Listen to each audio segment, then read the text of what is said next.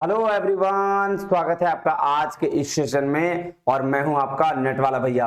हाँ जी, आज हम लोग करने वाले हैं क्या, इंडियन लॉजिक का रिवीजन, है ना। पूरा पूरा रिवीजन करेंगे बहुत अच्छे तरीके से, है ना। बेसिक से जानेंगे क्या होता है इंडियन लॉजिक। और देखिए, इसकी दो वीडियो आएगी, एक अभी आज होगी और एक कल वीडियो आएगी। तो उसमें हम सारे अनुमान के हेतुभाष जो है वो देखेंगे। और सर न्याय फिलोसफी में चार के अलावा दो और जो इनवैलिड सोर्स है वो देखेंगे। आज हम लोग क्या फिर पढ़ने वाले हैं सर, पूरी की पूरी इंडियन लॉजिक। तो चलिए शुरू करते हैं, ज्यादा लेट ना करते हुए क्या, इंडियन लॉजिक अपने क्लास में।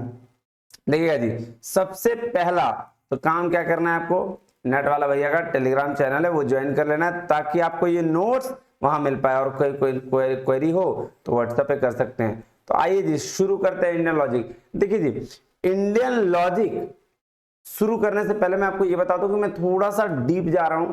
डीप जाने का पर्पस है कि आप लिंक कर पाए चीजों को, कि कहां से इंडियन लॉजिक की शुरुआत हुई, क्यों इंडियन लॉजिक और भारतीय दर्शन जिसको कहते हैं फिलॉसफी, इंडियन फिलॉसफी की शुरुआत हुई, उसके बारे में थोड़ा सा डीप गया हूं। और उसी तरीके से फिर धीरे धीरे चीजें कोरिलेट करेंगे ना, तो बात अपनी बन जाएगी। चलिए आइए पढ़ते हैं। सबसे पहले क्या, इंडियन फिलॉसफी क्या कहता है, इसको ध्यान से समझिएगा, है ना। ये ध्यान से देखिएगा। भारतीय दर्शन, भारतीय दर्शन का क्या मतलब हुआ, दर्शन का मतलब हो गया, देखिए जी, लोग अलग अलग तरीके से ना ज्ञान दे के चले गए हैं। ज्ञान देने वाले तो बहुत हैं, तो ज्ञान का प्रेम को फिलॉसफी कहला जाता है। क्या कहा जाता है, ज्ञान के प्रेम को फिलॉसफी कहते हैं। जैसे क्या कह रहे, देखिए, philosophy means the love of knowledge, knowledge of love नहीं, प्यार का ज्ञान नहीं, ज्ञान के प्यार को, ज्ञान के प्रेम को फिलॉसफी कहा गया है। उसको क्या कहा गया, ज्ञान प्रेम कहा गया। तो फिलॉस मीन्स होता है लव, फिलॉस मीन्स क्या होता है जी, लव। और सोफी मीन्स होता है जी नॉलेज, यानी कि जो लव ऑफ नॉलेज है उसकी बात भारतीय दर्शन में करी गई है।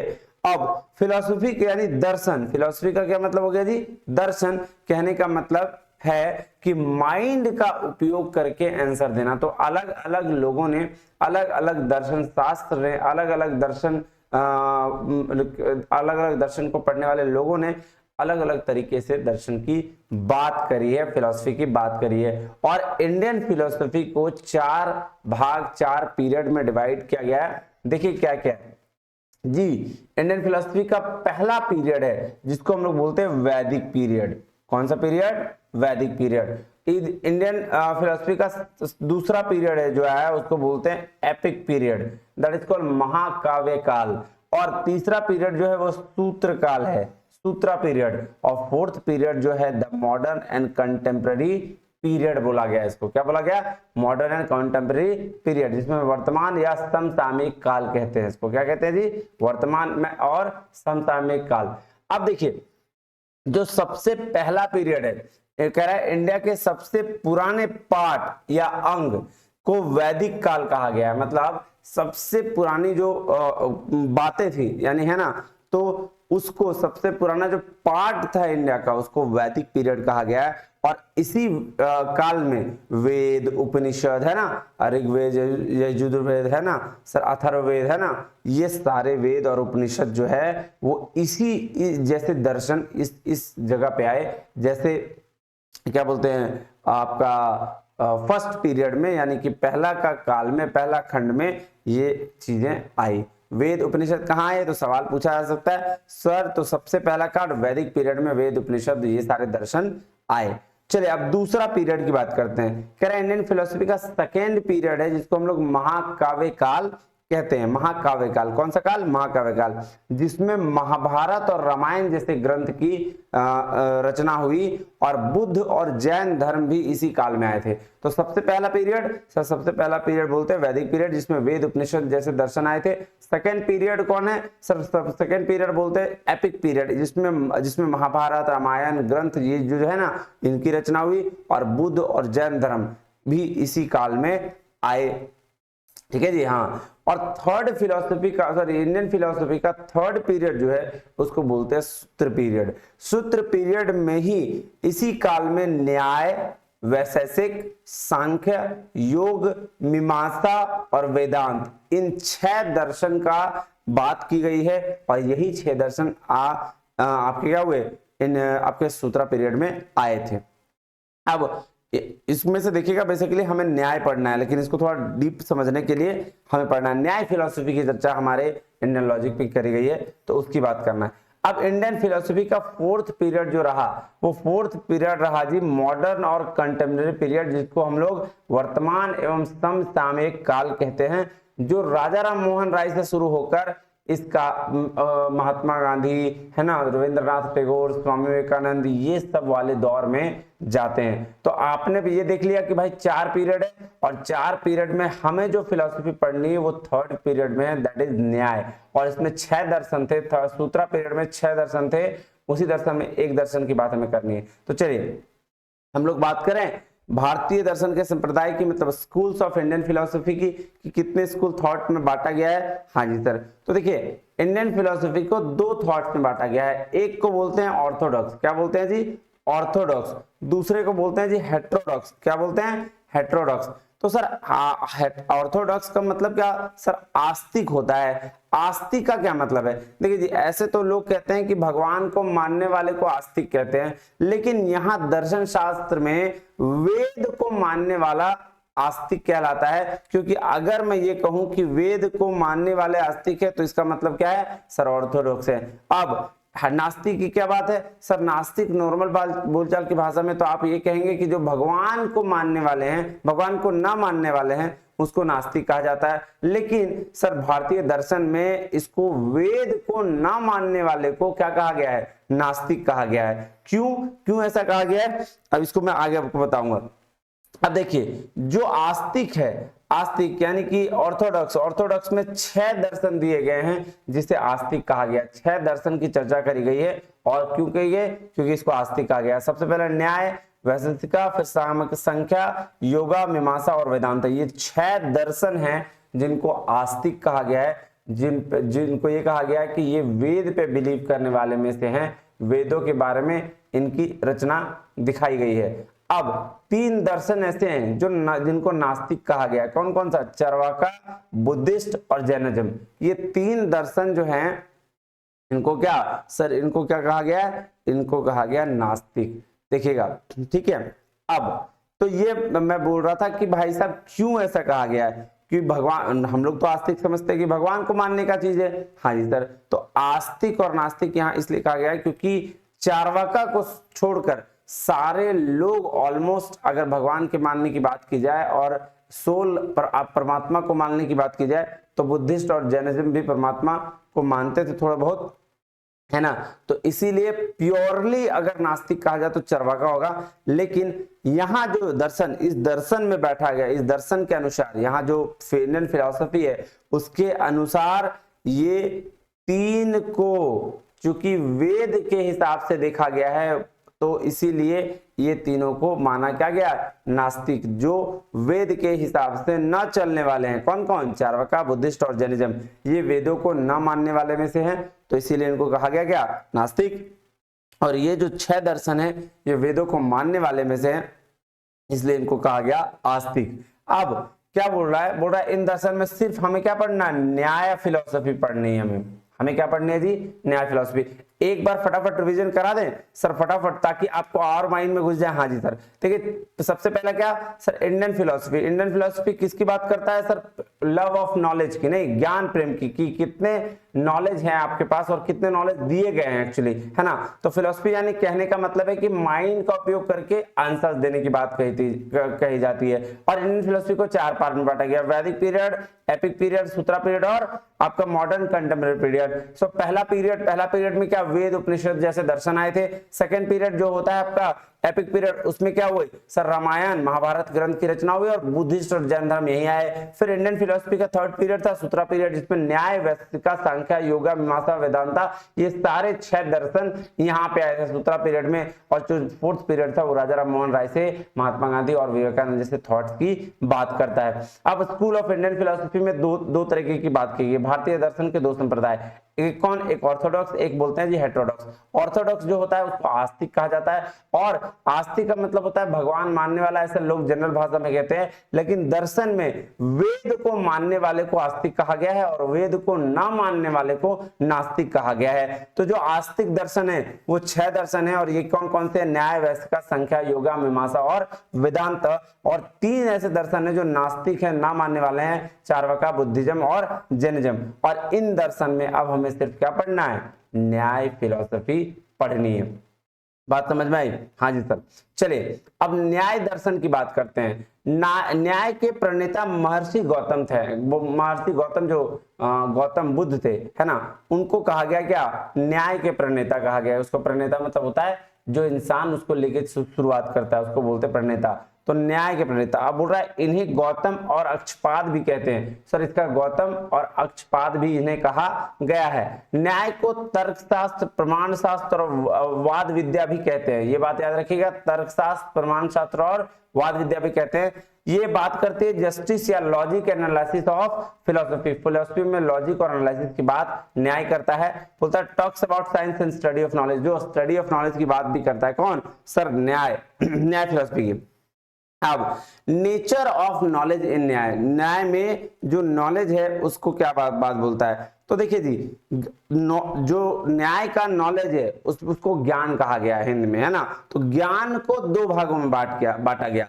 एक को बोलेंगे जी अनुभव, और जिसको एक्सपीरियंस कहा गया अंग्रेजी में, और दूसरे को बोलेंगे स्मृति, जिसको मेमोरी कहा गया है हिंदी में। तो अंग्रेजी में स्मृति क्यों, स्मृति को दर्शन में वैल्यू नहीं दिया गया है, इसी वजह से आपको अनुभव, एक्सपीरियंस के न्याय दर्शन में वैल्यू नहीं दिया गया है। इसीलिए अनुभव के आधार पर 2 चीजों की चर्चा की गई।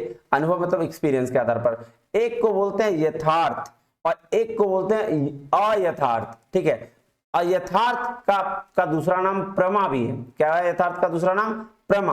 और यथार्थ का नाम यथार्थ है। यथार्थ मतलब होता है कि जो भी चीज है, जैसे ये रिमोट है तो हम उस रिमोट को रिमोट ही समझ रहे हैं, कुछ और नहीं समझ रहे हैं। और अयथार्थ का मतलब होता है कि इस जो चीज है उसको देखकर हम कुछ और समझ रहे हैं। जैसे ये लंबा, बोलेंगे आप लंबा सा एक डंडा है, इसको बोलते हैं अयथार्थ। और यथार्थ मतलब जैसा है वैसा ही।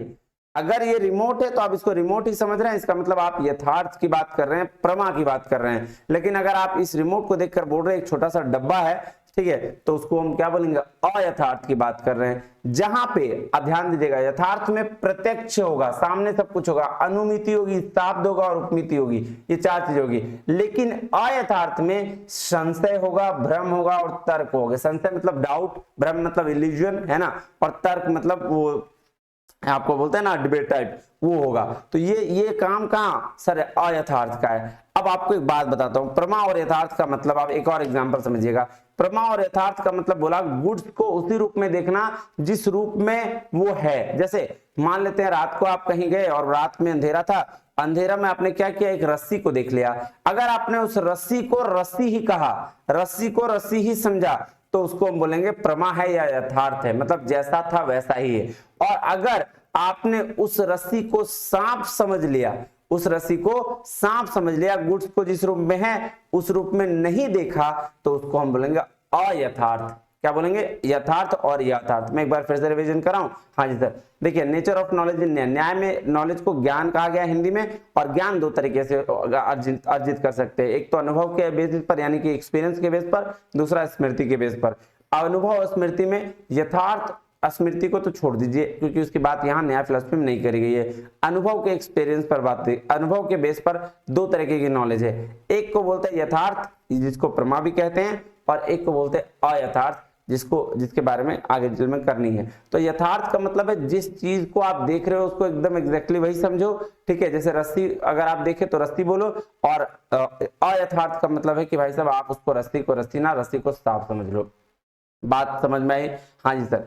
अब जो प्रमा की प्राप्ति प्रमा की प्राप्ति जिस सोर्स के थ्रू होती है, ध्यान से समझना। प्रमा का क्या मतलब था, यथार्थ मतलब जो जैसा है वैसा ही, है ना, जो जैसा है हमने वैसा ही समझा।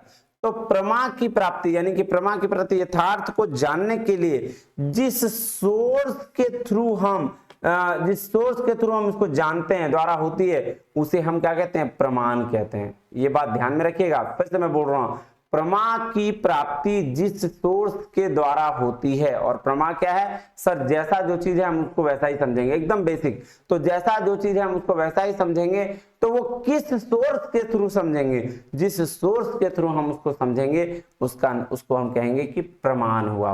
वो क्या हुआ, प्रमाण हुआ, प्रूफ हुआ, नहीं। हाँ जी। और न्याय में 4 तरीके के प्रमाण होते हैं। न्याय फिलॉसफी में 4 तरीके के प्रमाण की बात कही गई है, जो वैलिड सोर्स ऑफ नॉलेज है, और 2 इनवैलिड सोर्स ऑफ नॉलेज की भी चर्चा करनी है हमें। आइए, तो सबसे पहले हम चर्चा करते हैं परसेप्शन की। परसेप्शन मतलब प्रत्यक्ष प्रमाण, है ना। सबसे पहले प्रत्यक्ष प्रमाण की बात करेंगे, उसके बाद है इन्फेरेंस, अनुमान प्रमाण, फिर वर्बल टेस्टिमोनी जिसको शब्दा कहा गया है, और इम्प्लीकेशन अजम्पशन जिसको उपमान कहा गया है। फिर उसके बाद 5वें में आ गया जी इनवैलिड सोर्स ऑफ नॉलेज, जिसको अर्थापत्ति बोला गया और अनुपलब्धि बोला गया। आइए एक एक करके इसकी चर्चा करते हैं। चलिए, सबसे पहले प्रत्यक्ष प्रमाण। प्रत्यक्ष प्रमाण का मतलब है कि भाई साहब जो प्रत्यक्ष है, जो आपके ठीक सामने है, उसको क्या बोला गया है, प्रत्यक्ष प्रमाण बोला गया। आइए देखते हैं क्या फर्स्ट वैलिड सोर्स ऑफ न्याय फिलॉसफी, मतलब प्रत्यक्ष प्रमाण न्याय का पहला प्रमाण है। तो उसके बाद प्रत्यक्ष 2 वर्ड से मिलकर बना है, कौन कौन सा, प्रति, प्रत्यक्ष से वर्ड लिया गया, प्रति मीन्स होता है सामने, और अक्ष, अक्ष का मतलब होता है, अक्ष मीन्स होता है आंख। तो जो मीन्स बोल रहा है, मीन्स जो आंख के सामने घटना घटी, जो आंख के सामने नॉलेज हुआ, जो आंख के सामने प्रमाण हुई, उसको हम लोग प्रत्यक्ष प्रमाण कहते हैं। लेकिन ये प्रत्यक्ष का बहुत ही स्मॉल मीनिंग हो गया, संकीर्ण हो गई, बहुत छोटी बात हो गई, बहुत छोटी सोच हो गई। तो अब इसका बड़ा मीनिंग देखते हैं। क्या बोला कि ये बहुत ही स्मॉल मीनिंग है प्रत्यक्ष की, मतलब सिर्फ आंख से प्रत्यक्ष का मतलब नहीं लगा सकते। अगर हम बड़े मीनिंग की बात करें, दूरदर्शी मीनिंग की बात करें, तो बड़े मीनिंग में प्रत्यक्ष का मतलब वो ज्ञान से है जो सारी सेंसेस यानी इंद्रियों, जैसे आंख मतलब आई, कान मतलब ईयर, नाक मतलब नोज, त्वचा स्किन और जीभ से पता चल जाए। तो क्या मतलब हुआ, बड़े बड़े नॉलेज में या फिर बड़े मतलब में प्रत्यक्ष का क्या मतलब हुआ कि वो नॉलेज जिससे हमें सारी सेंसेस के थ्रू ज्ञान का पता चल जाए। सारी सेंसेस में क्या क्या सर, आंख, ठीक है, कान, नाक, त्वचा और जिभ, ये 5 चीजों से जिस नॉलेज का हमें पता चल जाए उसको प्रत्यक्ष प्रमाण बोला गया। बात समझ में आई? हाँ जी सर। आप देखिए, प्रत्यक्ष प्रमाण का वर्गीकरण किया गया, क्लासिफिकेशन ऑफ परसेप्शन, परसेप्शन बोलते हैं ना प्रत्यक्ष को। हाँ जी सर। तो अब इसमें ना 2 तरीके से किया गया। कैसे? एक को बोलते हैं लौकिक प्रत्यक्ष, जिसका मतलब होता है ऑर्डिनरी परसेप्शन, और दूसरे को बोला गया एक्स्ट्रा ऑर्डिनरी परसेप्शन, मतलब अलौकिक प्रत्यक्ष। ठीक है जी। हाँ जी सर। तो क्या क्या बोला गया, लौकिक और अलौकिक प्रत्यक्ष। तो ऑर्डिनरी परसेप्शन जो होता है उसके 2 तरीके हैं। देखिएगा जी, ऑर्डिनरी परसेप्शन के ना 2 तरीके, एक होता है एक्सटर्नल और एक होता है इंटरनल। एक पॉइंट ऑफ व्यू तो इंटरनल और एक्सटर्नल की बात करता है, मतलब बाह्य प्रत्यक्ष, और एक आंतरिक प्रत्यक्ष, जिसको मानस प्रत्यक्ष भी बोलते हैं, इसको मानस भी बोलते हैं। ठीक है, याद रखिएगा, मानस प्रत्यक्ष बोलते हैं। अब ऑर्डिनरी देखिए, एक तो ऑर्डिनरी के पॉइंट से 2 टाइप्स के होते हैं, ये तो बात पता है। देखिए, ये ध्यान से समझिएगा, ये फर्स्ट पॉइंट ऑफ व्यू है। ये ऑर्डिनरी और एक्स्ट्रा ऑर्डिनरी 2 चीजें होती है। तो ऑर्डिनरी का फर्स्ट पॉइंट ऑफ व्यू एक एक्सटर्नल और एक इंटरनल है। ऑर्डिनरी का एक और पॉइंट ऑफ व्यू है, ठीक है, और 2 टाइप से है, जिसको हम लोग इनडिटर्मिनेट और डिटर्मिनेट, मतलब निर्विकल्प और सविकल्प कहते हैं। आगे पढ़ेंगे, समझेंगे, एक एक का मतलब आराम से समझेंगे। तो ये ऑर्डिनरी में दो मतलब, 2 पॉइंट ऑफ व्यू, एक पॉइंट ऑफ व्यू इंटरनल और एक्सटर्नल की बात कर रहा है, और एक पॉइंट ऑफ व्यू जो बात कर रहा है इनडिटर्मिनेट और डिटर्मिनेट की बात कर रहा है, निर्विकल्प और सविकल्प की बात कर रहा है। अब एक्स्ट्रा ऑर्डिनरी में आ जाइए, अलौकिक प्रत्यक्ष में, जिसमें आप सामान्य प्रत्यक्ष, ज्ञान प्रत्यक्ष और योगज प्रत्यक्ष की बात करते हैं। ठीक है, आइए एक एक करके इसकी चर्चा हम करते हैं। सबसे पहले ऑर्डिनरी लौकिक प्रत्यक्ष की बात करते हैं। तो बोला सेंसेस के थ्रू जब आप डायरेक्ट किसी भी चीज को परसीव करते हो, सेंस वो 5 सेंसेस थे ना, हाँ जी सर। तो उस 5 सेंसेस के थ्रू जब आप डायरेक्टली, जैसे आपने टेस्ट किया, कोई मीठा था उसको टेस्ट किया, आपने डायरेक्ट टेस्ट किया, तो उसको हम लोग बोलेंगे ऑर्डिनरी परसेप्शन। तो first point of view of ordinary, ordinary का पहला पॉइंट, 2 पॉइंट ऑफ व्यू बताए थे ना, एक एक्सटर्नल एक इंटरनल, और एक बताया था क्या इनडिटरमिनेट और डिटरमिनेट। तो फर्स्ट पॉइंट ऑफ व्यू की बात हम पहले करते हैं। तो फर्स्ट पॉइंट ऑफ व्यू बोला एक्सटर्नल परसेप्शन, मतलब जब हम 5 सेंसेस के थ्रू नॉलेज को गेन करेंगे, कौन कौन सा, विजुअल देखकर बाय आई से, ठीक है, ऑल्फैक्टरी बाय नोज से सूंघकर, ऑडिटरी सुनकर कानों से, टैक्टाइल मतलब त्वचा को टच करके, और टेस्ट करके बाय टंग जीभ से टेस्ट करके। तो ये 5 सेंसेस के थ्रू जब हम नॉलेज गेन करेंगे तो उसको हम बोलेंगे एक्सटर्नल परसेप्शन, बाय प्रत्यक्ष। और दूसरा है इंटरनल। तो बोल रहा है इंडियन फिलोसफी में मन को इंटरनल सेंस माना गया है। अब ये बात ध्यान समझिए, वहां तो 5 सेंसेस के थ्रू बात जान गए थे, हाँ जी सर। इंटरनल परसेप्शन मतलब मानस प्रत्यक्ष बोलते हैं उसको, या आंतरिक प्रत्यक्ष बोलते हैं, ठीक है। तो आंतरिक प्रत्यक्ष बोल रहा है इंडियन फिलॉसफी में मन को भी एक सेंस माना गया है, इंटरनल सेंस, ठीक है। मन मतलब वो यह हमारा मन, तो मन के द्वारा जो प्रत्यक्ष का ज्ञान होता है उसे इंटरनल परसेप्शन कहते हैं। तो मन के द्वारा जो प्रत्यक्ष का ज्ञान होता है, क्या मतलब है, जैसे हमको खुशी का ज्ञान होता है ना, मतलब अरे हम बहुत खुश हैं, तो वो कैसे पता चलता है, इंटरनल है। दुख का ज्ञान होता है कि भाई बहुत इमोशनली हम डिस्टर्ब चल रहे हैं, तो वो कैसे, मन से पता चलता है। किसी की इच्छा का पता है, मन से चलता है, डिप्रेस हंगरी है, ये मन से पता चलता है। जो चीज मन के द्वारा हमको प्रत्यक्ष ज्ञान होता है डायरेक्ट, उसको हम लोग क्या बोलते हैं, इंटरनल परसेप्शन बोलते हैं, या आंतरिक प्रत्यक्ष बोला जाता है, ठीक है। बोलते हैं ना यार आज मन ठीक नहीं है ना, तो वो मन को यहाँ इंडियन फिलोसफी में माना गया है क्या, आपका इंटरनल परसेप्शन, ठीक है जी, हाँ जी सर। तो फर्स्ट पॉइंट ऑफ व्यू में 2 चीज, इंटरनल एक्सटर्नल खत्म। अब आ जाइए second point of view. Second point of view में पहला है जी इनडिटरमिनेट प्रत्यक्ष, जिसको निर्विकल्प प्रत्यक्ष कहा गया है। निर्विकल्प का क्या मतलब है, कह रहा है वो प्रत्यक्ष जिसमें हमें वस्तु के होने का आभास तो होता है बट उसके फीचर्स का आभास नहीं होता। फॉर एग्जाम्पल मैं आपको समझाता हूं कि निर्विकल्प या इनडिटरमिनेट किसको कहा गया है। जैसे आप याद करो, जब आप सो के उठते हैं, ठीक है, मान लो सो के उठते हैं और आपके रूम के टेबल के बाहर एक टेबल में एक एप्पल रखा हुआ है, ठीक है। सपोज कर लो कि आप सो जहां सोए रहते हो बगल में टेबल है और वहां एक एप्पल रखा हुआ है। जब आप सो के उठते हो तो देखना आपको धुंधला धुंधला सा दिखता है, हाँ कुछ दिखता है कि भाई कुछ तो है वहां, ठीक है, गोल गोल सा कुछ है, लेकिन जब तक पूरी आंख नहीं खुलती तब तक आपको समझ में नहीं आता कि वो वहां क्या है। तो वो धुंधलापन जो है ना, उसकी बात बोला गया कि इनडिटरमिनेट है, मतलब आपको क्लियर नहीं है। जैसे बोला है जब हम सोकर उठते हैं तब सामने वाले टेबल पर एक एप्पल रखा होता है बट हमें क्लियर नहीं दिखता, तो है बस इतना पता चल पाता है कि कुछ एप्पल जो क्या है, गोल गोल कुछ है ना, उसको बोलते हैं इनडिटरमिनेट। मतलब कि आपको वस्तु के होने का आभास तो होता है कि वहां कुछ है, लेकिन उसके फीचर्स का पता नहीं होता, उसके गुणों का पता नहीं होता कि भाई वहां क्या रखा हुआ है, इसको बोलते हैं इनडिटरमिनेट। अब आइए डिटरमिनेट, जिसको सविकल्प प्रत्यक्ष कहा गया है। सविकल्प जस्ट अपोजिट है, बोला यहां आपको स्पष्ट रूप से निश्चित तरफ से सब कुछ ज्ञान होता है कि भाई वहां क्या है। बोला सविकल्प प्रत्यक्ष में सिर्फ किसी वस्तु के अस्तित्व का ज्ञान ही नहीं बल्कि उसके फीचर्स का भी ज्ञान होता है। मतलब निर्विकल्प में क्या था, हमको नहीं पता था कि उसका फीचर्स क्या है क्या नहीं है, लेकिन सविकल्प में हमको सब है, उसके बारे में, उस एप्पल के बारे में नॉलेज भी है, उस एप्पल से क्या बेनिफिट्स हो रहा है वो भी हमको पता है।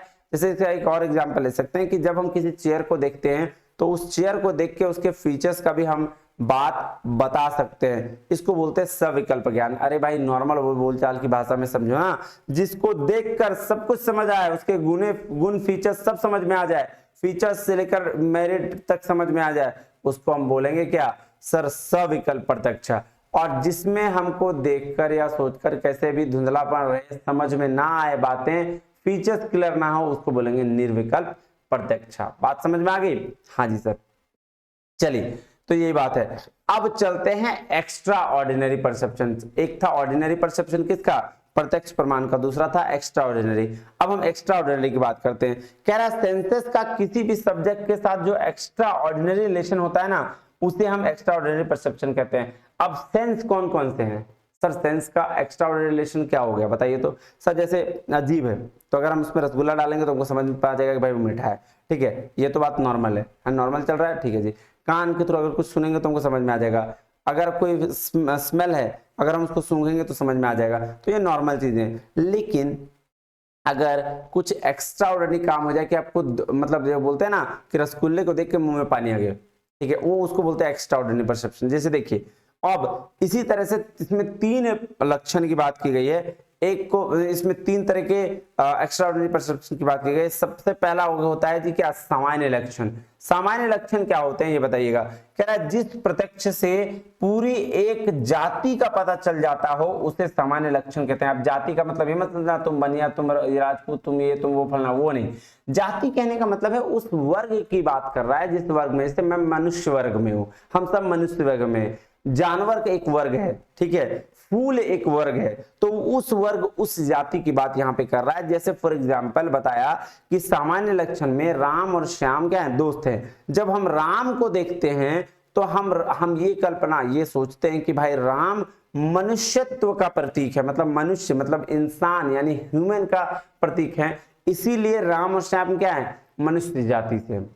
बात समझ में आई। जैसे हम रोज देख ले, रोज मतलब फ्लावर, फ्लावर वाला रोज है ना, गुलाब का फूल, रोज देख लें, लिली देख लें, और भी ये देख लें, और उस बेसिस पर हम क्या बोलेंगे, हम बोलेंगे सर वो फ्लावर प्रजाति की है, फ्लावर ये का है ना, ये इसको बोलते हैं सामान्य लक्षण। ठीक है जी, जिस प्रत्यक्ष से पूरी एक प्रजाति का पता चल जाए उसको हम कहते हैं सामान्य लक्षण। यहां तक कोई डाउट है? मुझे नहीं लगता यहां तक कोई डाउट होना चाहिए। उसके बाद है ज्ञान लक्षण। ज्ञान लक्षण का मतलब होता है बियॉन्ड दी सेंसेस जाकर जब हम किसी चीज का पता लगा लेते हैं तो उसको हम बोलते हैं क्या, ज्ञान लक्षण। अगर जैसे एक बात बताइए, अभी तक तो रसगुल्ले का पता आपको देख ये खाकर लग रहा था, लेकिन कभी कभी ऐसा होता है, कभी कभी क्या हमेशा होता है, अगर हम रसगुल्ले का मीठापन चेक करना चाहें तो क्या हमें ज्ञान लक्षण में रसगुल्ला क्या कैसे हो जाएगा, ज्ञान लक्षण में हमको अपने यहाँ पता चल जाएगा कि भाई रसगुल्ला मिठा है ना। ये कैपेसिटी होती है ज्ञान लक्षण की। ज्ञान लक्षण मतलब बियॉन्ड द सेंसेस जाके काम करना, कि सेंस के, जैसे अगर हमको कुछ क्या कहते हैं स्मेल करना होगा, ठीक है, तो हम क्या करेंगे, पहले इसको स्प्रे करेंगे फिर देखेंगे। लेकिन कुछ ऐसे सेंसेस हो गए कि भाई दूर से ही आपको पता चल जा रहा है कि वो क्या है सर, वो उसमें गंदी महक है, ठीक है, तो उसको हम लोग क्या बोलते हैं, बियॉन्ड दी सेंसेस जाकर काम करना, दैट इज कॉल्ड ज्ञान लक्षण। ठीक है, अब तीसरा है योगज। योगज बोलते हैं भाई साहब सुपर नेचुरल पावर को। कह रहा है नॉर्मली हमारी सेंसेस इतनी दूर रखे चीजों को से उसका रिजल्ट बता दे, मतलब दूर रखा है और हम तेज करके पॉसिबल, ये पॉसिबल नहीं है। बात तो सही है कि कोई भी चीज अगर दूर में हो, ठीक है, मान लो रसगुल्ला टेबल पर रखा हुआ है और आप उसको देख के बता दोगे कि वो मीठा या खट्टा है, नहीं, ये पॉसिबल नहीं है। लेकिन कुछ ऐसे असाधारण इंसान होते हैं, ठीक है, कुछ ऐसे सिद्धि प्राप्त इंसान होते हैं, कुछ ऐसे योगा किया हुआ योगी होते हैं जिनको प्रेजेंट पास्ट और फ्यूचर का थोड़ा बहुत ज्ञान हो जाता है, वो पास्ट प्रेजेंट और फ्यूचर बताने लगते हैं, ये लोग योगी होते हैं। और अभ्यास, और ये जो है ना अभ्यास से होता है, योग के अभ्यास से होता है, इसको हम लोग सुपर नेचुरल पावर भी बोलते हैं। इसीलिए इस तरह के पावर को योगज कहा गया है, कि योगा से जो पावर प्राप्त होती है योगी को, उसको योगज कहा गया। ठीक है, क्लियर है बात? हाँ जी सर। अब हम चलेंगे अनुमान में। अनुमान को सेकंड प्रूफ ऑफ न्याय फिलोसफी कहा गया है। सेकंड प्रूफ ऑफ न्याय फिलोसफी मतलब न्याय दर्शन का दूसरा प्रमाण। तो अब क्या बोल रहा है, अनुमान का मतलब क्या हुआ, ऑलरेडी नॉलेज जो है उसी के बेस पर दूसरे नॉलेज पे जाते हैं, दूसरे नॉलेज की पता चलती है। जैसे अनु का मतलब होता है आफ्टर और मान का मतलब होता है knowledge, after the knowledge. For example एक नॉलेज के बेस पर जब हम दूसरी नॉलेज तक पहुंचते हैं तो उसको हम बोलते हैं क्या सर, उसको बोलते हैं अनुमान। फॉर एग्जांपल पहाड़ से पहाड़, जब बहुत बड़ा बड़ा पहाड़ होता है सर, पहाड़ में ना हमको दूर से देखा कि वहां धुआं उठ रही है, तो उससे हमको क्या पता चला सर, उससे हमको ये पता चला कि वहां आग लगी होगी, क्योंकि हमें पहले से नॉलेज है कि जहां आग लगती है वहां धुआं उठता ही उठता है। बात समझ में आ रहा है? जैसे शेर की दहाड़ अगर कहीं आ रही है और आपको पता चल जाए तो आप सुन लो, तो आपको पता चल जाएगा कि वो शेर की दहाड़ है। क्यों? क्योंकि आपने शेर की दहाड़ ऑलरेडी कहीं सुन रखी है। मतलब जो नॉलेज की, जिसकी नॉलेज आपको पहले से है, उस नॉलेज के बेस पर आप किसी दूसरे नॉलेज तक पहुंचते हो, उसको बोलते हैं जी अनुमान। क्लियर बात? हाँ जी सर। अब अनुमान में 3 टर्म होते हैं, कौन कौन सा सर? एक मेजर टर्म, एक माइनर टर्म और एक मिडिल टर्म। तो मेजर टर्म को इसको साध्या क्या कहा गया है दर्शन में, और माइनर टर्म को पक्षा कहा गया है, और मिडिल टर्म को हेतु कहा गया है या लिंगा कहा गया है। बात समझ में आई? हाँ जी सर। उसी बेस पर 5 सीक्वेंस ऑफ अनुमान भी है। क्या क्या सर? सबसे पहले प्रतिजना, रिक्वायर्ड टू बी, फिर उसके बाद हेतु, ठीक है, उसके बाद उदाहरण, ठीक है, उसके बाद उपनय और निगमन। इसको मतलब इसको अगर याद करना है तो याद रखिएगा PHUUN, प्रतिजना, हेतु, उदाहरणा, उपनयन, निगमना। भाई साहब इससे बहुत क्वेश्चन पूछा जाता है, बहुत पूछा गया है, इतना ही बता नहीं सकता मैं। एक तो इसको आपको ऊपर नीचे करके दे देगा, बोलेगा सीक्वेंस बताओ, वो पूछ लेगा। फिर बोलेगा प्रतिजना का मतलब क्या होता है, मतलब होता है रिक्वायर्ड टू बी प्रूव्ड। हेतु मतलब रीजन, उदाहरणा मतलब एग्जाम्पल, उपनयना मतलब अफर्मेशन और एप्लीकेशन, और निगमना मतलब होता है कॉन्क्लूजन। तो ये बात ध्यान में रखिएगा। चलिए जी, अब क्लासिफिकेशन ऑफ अनुमान। अनुमान को भी बांटा गया है 3 भाग में। एक तो साइकोलॉजिकल के बेस पर, मनोविज्ञान के बेस पर, दूसरा व्याप्ति, और तीसरा इंडक्शन के बेस पर। ठीक है जी। तो साइकोलॉजिकल के बेस पर जो माना गया है अनुमान को, उसको स्वार्थ अनुमान बोलते हैं। स्वार्थ अनुमान कहने का क्या मतलब है सर? स्वार्थ अनुमान कहने का मतलब है जब हम खुद के बारे में प्रेडिक्शन करते हैं। स्वार्थी बोलते हैं ना, स्वार्थी, तो स्वार्थ अनुमान है कि हम खुद की प्रेडिक्शन जब करते हैं, अनुमान लगाते हैं, उसको हम लोग बोलते हैं स्वार्थ अनुमान। और पारार्थ मतलब हम दूसरों के बारे में प्रेडिक्शन लगाते हैं, जो नॉलेज है उसके बेस पर हम दूसरों के बारे में प्रेडिक्शन लगाते हैं, उसको बोलते हैं पारार्थ अनुमान। बात समझ में आई? हाँ जी सर। उसके बाद आप ध्यान समझिएगा, पहला है जी पूर्ववत। व्यक्ति के बेस पर पहला है पूर्ववत। पूर्ववत अनुमान वो अनुमान होता है जब हमें नॉलेज पहले से हो जाती है कि क्या घटना होने वाली है। जैसे मान लेते हैं आप घने काले बादल को देखकर कह सकते हैं ना कि बारिश होने वाली है। हाँ जी सर। तो क्या आप पहले ही बता दे रहे हैं कि कोई घटना होने वाली है प्रीवियस नॉलेज पर? क्योंकि आपने पहले कभी ऐसा देखा होगा कि भाई जब भी घने बादल आए छाए थे तो बारिश हुई थी। उसी बेस पर आप क्या बताते हैं? पूर्ववत अनुमान कर ले रहे हैं कि पहले से ही अनुमान कर ले रहे हैं कि क्या घने बादल छा गए मतलब बारिश होगी। शेषवत अनुमान होता है वैसा अनुमान जब घटना घट जाए और उस बेसिस पर आप अजम्पशन लगाते हैं, उसको बोलते हैं शेषवत अनुमान। जैसे अगर आप रोड पर चल रहे होंगे तो कोई जैसे मिट्टी वाला जो सड़क होता है ना, तो उसमें गाड़ी के छाप पड़ जाते हैं। अगर आप गाड़ी की छाप देखकर ये बता दे रहे हैं कि इधर से गाड़ी गई है, उसको बोलते हैं शेषवत अनुमान। एग्जाम्पल दूसरा भी ले सकते हैं कि घोड़े का पैर का छाप अगर आप देख के बता दे रहे हैं तो उसको बोलते हैं शेषवत अनुमान। और तीसरा होता है सामान्यतो दृष्टा। सामान्यतो दृष्टा मतलब होता है जो जैसा है वैसा ही रहना चाहिए। जैसे आपका सूरज कभी बदल नहीं सकता, सूरज है तो सूरज ही रहेंगे, चांद तारे कभी चेंज नहीं हो सकते। ठीक है, वो चीज। उसके बाद जो है इंडक्शन के बेस पर है केवलान्वी का मतलब होता है प्रेजेंस पॉजिटिव टर्म का, नहीं मेजर टर्म और मिडिल टर्म जो साध्या है और पक्षा है, ठीक है, सॉरी साध्या है और हेतु है, उसके बीच का जो रिलेशन है वो पॉजिटिव प्रेजेंस में हो, उसको बोलते हैं क्या? केवलान्वी। और केवल व्यातिरेकी का मतलब होता है आपका एब्सेंस या फिर नेगेटिव टर्म। तो ये ये क्या है? पॉजिटिव सेंस में, ये नेगेटिव सेंस में, और ये एक तीसरा है अन्यवतिरेकी का मतलब होता है पॉजिटिव और नेगेटिव दोनों सेंस में।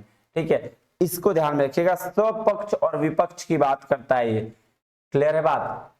हाँ जी सर। तो इसको बस ध्यान रखिएगा, इसी से आपका क्वेश्चन आ जाएगा। चलिए नेक्स्ट चलें। हाँ जी सर। अब थर्ड नॉलेज है उसको हम लोग बोलते हैं जी शब्दा। क्या बोलते हैं जी? शब्दा। शब्दा का मतलब होता है वर्बल टेस्टिमोनी, मतलब शब्द।